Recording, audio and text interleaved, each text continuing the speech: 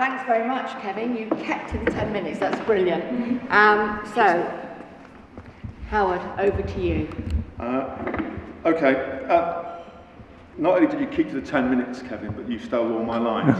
So I'm slightly having to make this up as I go along, because Kevin's made some really powerful points there, and I was going to make some very similar ones, because they are the really sort of key reasons why I think we need to be questioning what's going on.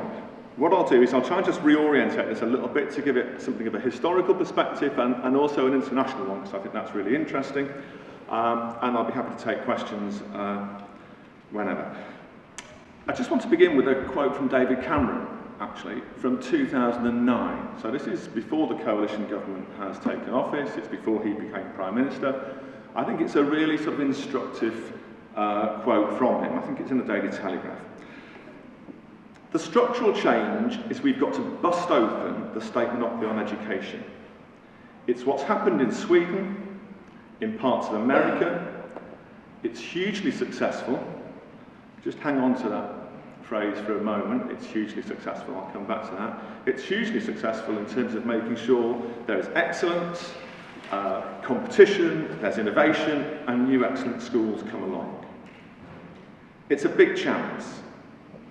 It will involve some big battles against forces of resistance. Some LEAs might not like it. Some of the education establishment won't like it. There are forces in the education establishment who have to be taken on and defeated on this. That is extraordinary language to talk about how you engage with professionals about reform of our education system. I have to say I've used that quote in several different countries, several different parts of the world, and it's almost always gets a reaction of incredulity, because it's not how other countries do education policy. And it's certainly not how many of the countries that we might look to as ones that we want to model ourselves on, how they do education policy. I know, people get a bit tired sometimes of references to Finland. Finland's not the only example, but if you went to Finland, you wouldn't see anything resembling that at all as the way they bring about change in an education system. They do it on a much more consensual basis. And that's not how we approach education policy in this country. And it's because of that, I think, that we get bad policy.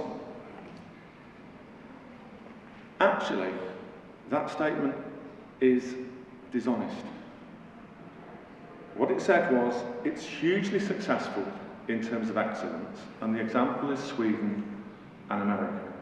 Really what he means is there are free schools in Sweden and there are charter schools in America, and I like these sorts of ways of schooling, and therefore, we ought to emulate them. But there is no evidence that those schools perform better.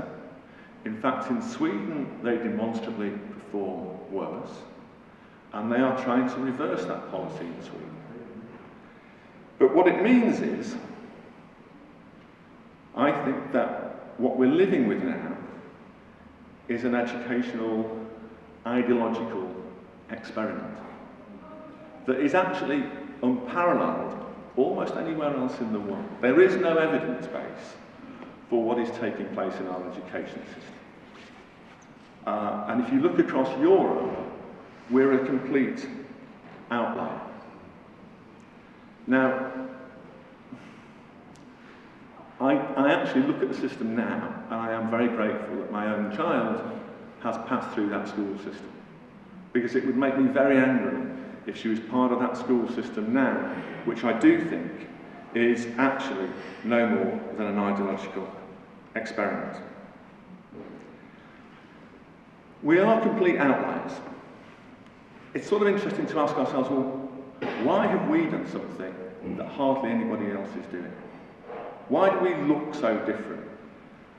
And of course there's a reason that's, I think, deeply rooted in our politics at the moment, which is sometimes a sort of publicly stated reason, and then there's a less publicly stated reason. So two things I think we need to think about. The more publicly stated explanation is that there's been a current in government thinking, public sector policy analysis, which says public bad, private good. That actually what we need is either the private sector to provide, or we need to make the public sector look like the private sector. Because this is more efficient, this will give us better value for money, this is going to give us better outcomes. It's just worth reminding ourselves that when people were creating the welfare state in that post-war period, the whole reason for taking health, education, housing out of the market was a recognition that the market actually doesn't deliver these services in a way that is dependable and equitable. And if we're a civilised society, then access to health, housing and education are sort of key features of that civilised society. Historically, we took the view that we take those out of the market. Of course, more recently, we've either brought in private providers, or we've made those public services behave like their private providers. And of course, now we're living with Carillion, we're living with Northern Rail, and very, very sadly, we're living with Grenfell. There is a recognition that the market is not the way to provide public services. That model, I think, is now discredited. It's not finished, but it is discredited. The reason that is less explicitly stated is that education services globally, right, huge amounts of money spent on public education systems. And there are private businesses and private companies that have always wanted a part of that market. And what academisation does is break up the system of public education and make it much easier to privatise. So I gave the example of Sweden earlier on. Sweden has free schools, which are state schools, but provided by for-profit companies. So one of the larger free school providers in Sweden has a free school in England. It opened in 2012. It went into special measures in 2014. In 2017, it eventually came out of special measures.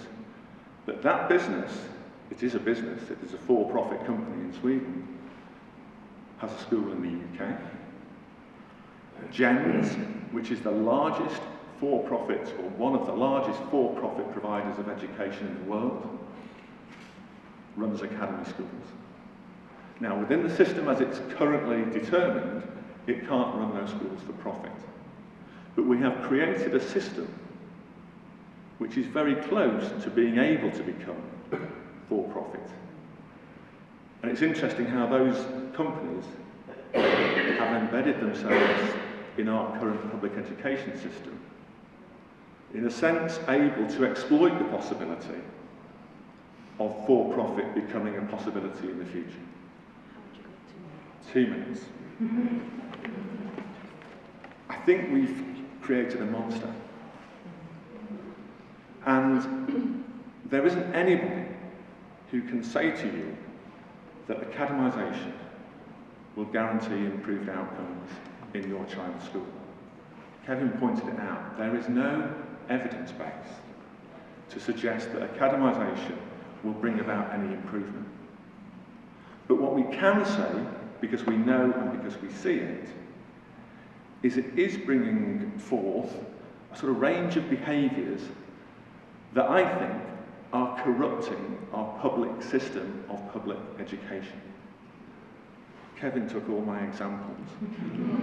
But look, that word, offrolling, we've created a word to describe something, which is the removing of children from a school role in order to manipulate and game the system. Right? I'll be the first to say I'm a little time out of the classroom now. But that word wasn't even, we weren't even thinking in those terms, let alone have a name for it, but we have created a system with a name for it. A young teacher came to me recently after a lecture that I provided and she was really quite upset. She said to me, earlier this week, my head teacher said, we have too many children on the school with special needs. Just think about that for a moment. A head teacher saying we have too many children in the school with special needs.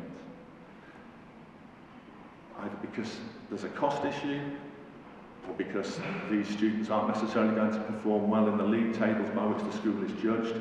But we have created a system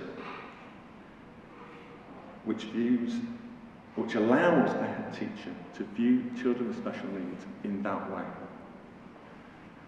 I think actually what we all need to do, and the reason why I'm really keen to support you here, is start to turn this tanker around and to put public service values back into the public education system.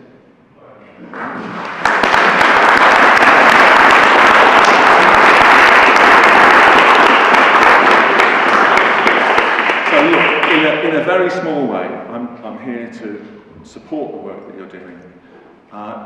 Urge you to stand together, stand with your school. Actually, it's in your own hands to create the community school that your children deserve. And my best wishes to support with that project. Thank you.